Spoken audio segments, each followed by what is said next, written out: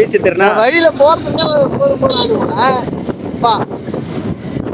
இப்ப நீ இவ்வளவு நாள் கொண்டாந்து ஆத்து திருநா இல்ல பீச் திருநா.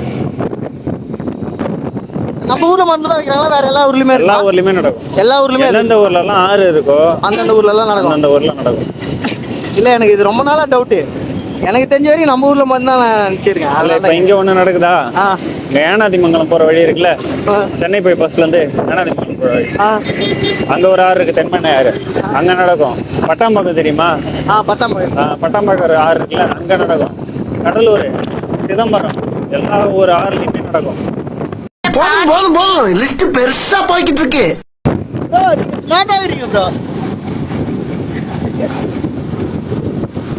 அப்ப வந்து இப்ப பிள்ளைய